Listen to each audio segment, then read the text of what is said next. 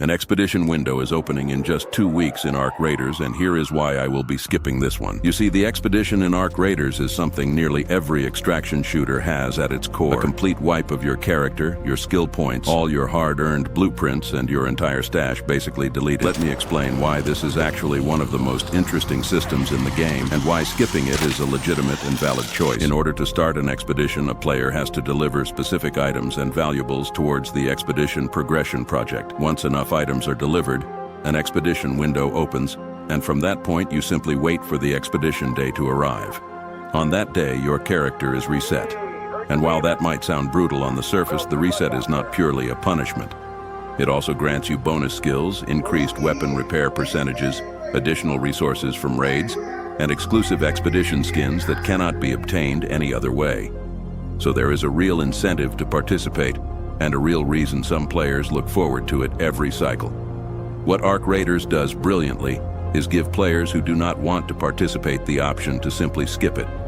Other games, such as Tarkov, forced a complete reset on every player every 4 to 6 months, whether you liked it or not. This optional approach is something I believe is directly behind Arc Raiders having stronger player retention numbers than most games in the genre. For casual players, doing an expedition every 2 months might sound absolutely crazy. You grind for all your blueprints and skill points, and then you have to reset again. The first reason I will not be doing the expedition is the timing. Right now, wipes are happening at almost the exact same moment that new content is being added. We are about to get a new map and a new boss arc, which means that on the day my profile gets wiped, I will be stepping into fresh content with essentially nothing. No blueprints, no gear, no preparation. Just a pharaoh, 100,000 worth of loose loot, and no bandages. And that creates a very specific problem. New content, especially a new boss arc or a new map, is exactly what I have been waiting for all month. I want to experience it as soon as it drops. Even if it is locked behind a quest line or requires some preparation, I want to be ready for it. The snap hook is a perfect example of this. If the new large arc turns out to be something enormous, something that requires vertical movement to even reach its weak points, I need my snap hook blueprint already in hand. Right now, I have it. The moment I do the expedition, it is gone, and I have to find it all over again before I can even properly engage with the new content. So the choice becomes this. Do I do the expedition, lose everything I have built, and start the new content from scratch? Or do I skip the expedition, keep my gear, and actually be able to enjoy what Embark just spent a month building?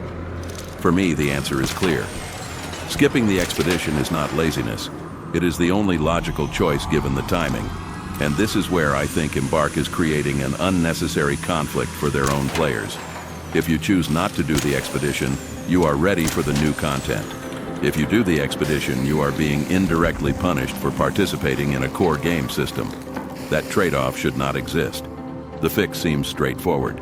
Space the expedition out by at least 2 weeks before major content drops. Week 1 could be the new weekly patch. Week 2 could be the wipe. Week 3 would be the recovery period, getting back on your feet after the reset. And Week 4 would be the new map and new arcs arriving when players are actually prepared to engage with them. That single scheduling change would remove the conflict entirely, give the expedition its own moment in the calendar, and let new content land when players are finally ready to face it. Right now, it feels like both systems are competing for the same window, and the player is the one caught in the middle. The second reason is my mindset reset. During my first and second wipe, I approached the game with an all-or-nothing mindset. I speed-ran through progression, often bringing free kits into situations where they made little sense, such as the Harvester or the Matriarch, just to avoid losing anything while grabbing the best blueprints and maxing out my workbenches as fast as possible. And if I died, I died. No matter. Is that really the most rewarding way to play, though? Sure. A full stash of legendary and epic weapons, all the gold attachments, and enough money to run an infinite number of raids looks impressive on paper. That is exactly where the problem begins, though. Infinite raids without stakes means one thing: boredom. And even if this next statement sounds bold, I'm going to say it anyway. If you are constantly running free kits, you are ruining your own game. Now, the deeper issue here goes beyond just free kits. The real problem I have with Arc Raiders is that progression is extremely linear, and it can all essentially be completed on day one. I have spoken about this in multiple videos, and my core frustration is this. Whenever a patch drops, whether it is new weapons, new utilities, or new blueprints, everything is available immediately. All you have to do is load into raids. And if you know the right mechanics, you can obtain everything new within hours of the update going live. Once you have all the new blueprints and all the new weapons on day one, there is nothing left to chase for the rest of the month. The Delabra shotgun is a perfect example of this. When it dropped with the latest patch, obtaining the blueprint came down to looting a random container somewhere in the world. And that brings me to another problem, which is the RNG system. RNG stands for Random Number Generator. And in this context, it means that regardless of how well prepared you are, regardless of what weapons you bring or how skilled you are as a raider, the chance of finding a blueprint from a container is entirely random. Your loadout does not matter. Your preparation does not matter. It is a coin flip. And I genuinely believe there are better ways to design this. So how could Embark break this linearity and build a more rewarding progression system? We can look at examples from other games for inspiration. Helldivers and even the recently released Marathon, which added a special map called Cryo Archive, both use a community-driven progression model. In those games, in order to unlock new maps, new game modes, or new content, the entire player base has to work together towards a shared goal first. Kill a certain number of enemies collectively. Complete a certain number of objectives across all players. Reach a community milestone before the next chapter of content unlocks. Imagine something similar in Arc Raiders. Celeste puts out a call. She needs 500,000 raiders to complete the Harvester event and take down the Queen. Until that threshold is reached, the next major event stays locked. Or perhaps a new delivery quest opens up requiring the entire community to bring specific resources to Speranza before the Arcs respond and escalate the threat. This way the community drives the story forward together and new content feels like something that was earned rather than something that was simply switched on at midnight. The randomness is genuinely killing the vibe of the game right now, and here is a perfect example of why. When the Kanto SMG was added to the game, I opened my very first cage container on the Hurricane map and walked away with the blueprint on the very first try. Meanwhile, people were telling me in the comments that they had opened 50 containers without ever seeing it. That is not a reward system. That is a lottery.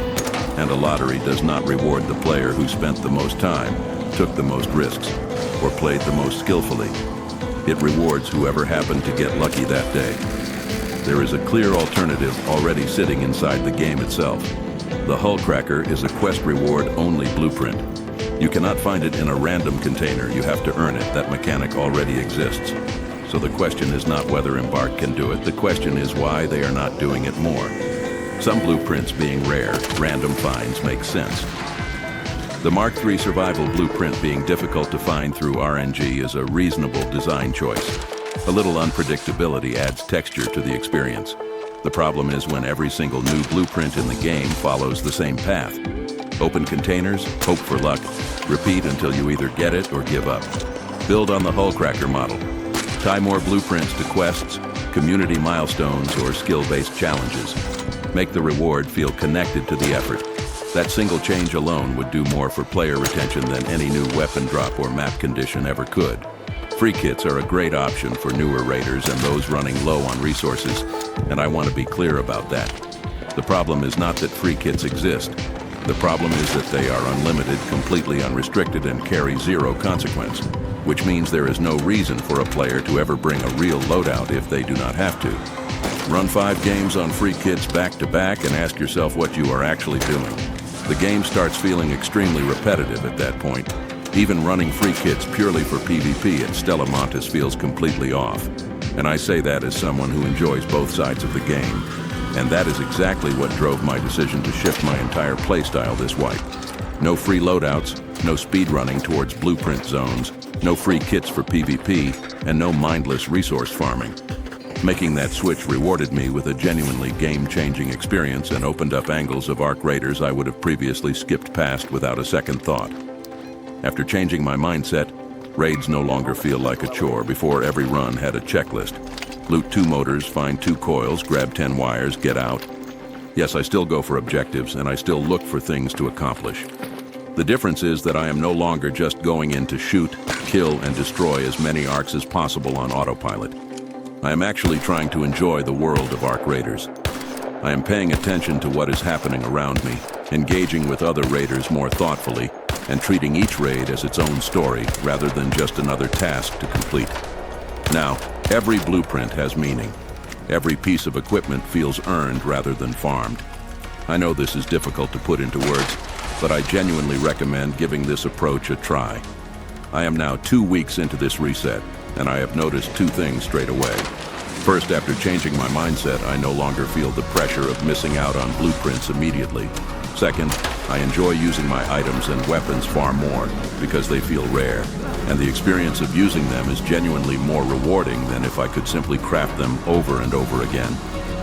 We hear a lot of complaints lately about a so-called lack of content in Arc Raiders, and as a player with over 500 hours, should I agree? At this point, no, because I changed my perspective, and the game looks completely different from where I am standing now. I do understand, though, that if you are doing one specific thing repeatedly, such as running a single map solely for PvP, you might find yourself among the complainers.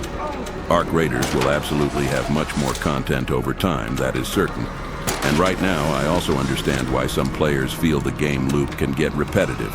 Load into a raid, get ratted, kill someone, take down the queen, extract, and repeat. So here is my challenge to you, Raiders. 1 week, no free kits. Load in with something real, even if it is just a pharaoh and a few bandages worth 2,000. Let yourself feel the risk of losing it. Let yourself feel the reward of getting out with 30,000 worth of loot. And then tell me in the comments whether the game felt different. I genuinely believe it will. If you stayed with me until now, please consider liking and subscribing. It truly helps grow this channel. John Raider, out.